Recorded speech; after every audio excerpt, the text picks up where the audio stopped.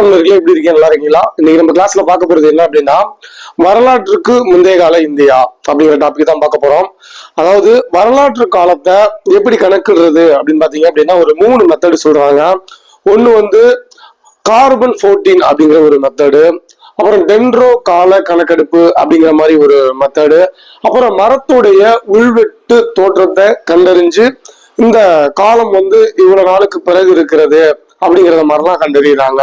கண்டிப்பா எக்ஸாம்பிள் கேள்வி கேட்கலாம்.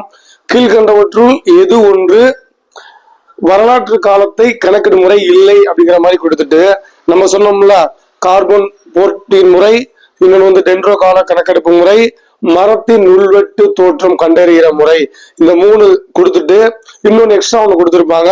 ஸோ இந்த 3 தான் அப்படிங்கிறது நம்மளுக்கு தெரிஞ்சு வச்சுக்கணும். அதை விட முக்கியமான கொஸ்டின் என்ன அப்படின்னா, இந்த கார்பன் 14 முறையை கண்டறிந்தவர் யார் அப்படின்னு பாத்தீங்க அப்படின்னா வில்லாடு லிப்பி அப்படிங்கிற ஒருத்தவர். கார்பன் 14 முறையை கண்டறிந்தவர் யார் அப்படின்னா வில்லாடு லிப்பி அப்படிங்கிற ஒருத்தவர். இவருக்கு நோபல் பரிசு 1960 கிடைச்சிருக்கு அப்படிங்கிறதையும் ஞாபகம் வச்சுக்கோங்க. சோ அடுத்து இந்த மெத்தடெல்லாம் பயன்படுத்தி இந்தியாவுல வரலாற்று காலங்களை எப்படி கணக்கிட்டு இருக்காங்க அப்படின்னா ஒரு 4 கேட்டகரியா பிரிச்சிருக்காங்க. ஃபர்ஸ்ட் வந்து பழைய கற்காலம், இத வந்து பேலியோலித்திக் ஏஜ் அப்படிங்கிற மாதிரி சொல்லுவாங்க. அடுத்து இடைக்கற்காலம், மீசோலித்திக் ஏஜ் அப்படிங்கிற மாதிரி சொல்லுவாங்க. அடுத்து வந்து என்ன அப்படின்னா புதிய கற்காலம் அப்படின்னா நியோலித்திக் ஏஜ் அப்படிங்கிற மாதிரி சொல்லுவாங்க. அடுத்து வந்து உலோக காலம் அப்படிங்கிறத அயோனோலித்திக் ஏஜ் அப்படிங்கிற மாதிரி சொல்லுவாங்க.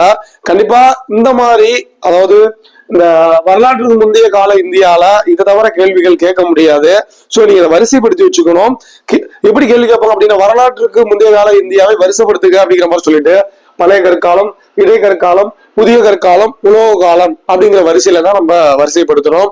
அப்புறம் பழைய கற்காலம் அப்படிங்கிறது எந்த வருஷம் எந்த வருஷம், இடைக்கற்காலங்கிறது எந்த வருஷத்துல எந்த வருஷம் அப்படிங்கிறது நீ தெரிஞ்சு வச்சுக்கணும்.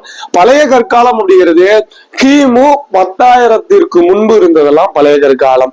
அடுத்து இடைக்கற்காலம் அப்படிங்கிறது கிமு 10,000 கிமு 600 வரை இருந்தது இடைக்கற்காலம். அடுத்து புதிய கற்காலம் அப்படிங்கிறது கிமு 6000 கிமு 4000 வரை. அடுத்து இந்த உலோக காலம் அப்படின்னு சொல்றாங்க பாத்தீங்களா, இந்த உலோக காலம் அப்படிங்கிறது கிமு 4000 கிமு 600 வரை இருந்திருக்கு. இந்த உலோக காலம் அப்படிங்கிறது 3 கேட்டகரியா பிரிச்சிருப்பாங்க. ஃபர்ஸ்ட் வந்து பாத்தீங்க அப்படின்னா உலோக காலத்துல காப்பர் இருக்கும், செம்பு கற்காலம் அப்படிங்கிற மாதிரி ஒன்று பிரிச்சிருப்பாங்க. அடுத்து செம்பு கற்காலத்தை தொடர்ந்து வெண்கல கற்காலம் வந்து அப்படிங்கிறது அமைஞ்சிருக்கும், அதை பிரிச்சிருப்பாங்க. வெண்கல கற்காலத்தை தொடர்ந்து இரும்பு கற்காலம் வந்திருக்கும். இந்த விஷயம் ஞாபகம் வச்சுக்கோங்க. உலோக கற்காலத்தை எப்படி பிரிச்சிருக்காங்க அப்படின்னா உலோக கற்காலத்துக்குள்ள ஃபர்ஸ்ட் இருந்தது எது அப்படின்னா செம்பு கற்காலம். அடுத்து வந்து வெண்கல கற்காலம். அடுத்து 3வது வந்து என்ன அப்படின்னா இரும்பு கற்காலம் அப்படிங்கிறத நம்ம தெரிஞ்சு வச்சுக்கிறோம். சோ அந்த வீடியோல நம்ம பார்த்துக்கிட்ட விஷயம் என்ன அப்படின்னு பாத்தீங்க அப்படின்னா வரலாற்றுக்கு முந்தைய கால இந்தியாவை எந்தெந்த உள்ள 4 முக்கியமான பிரிவுகளை பார்த்தாச்சு.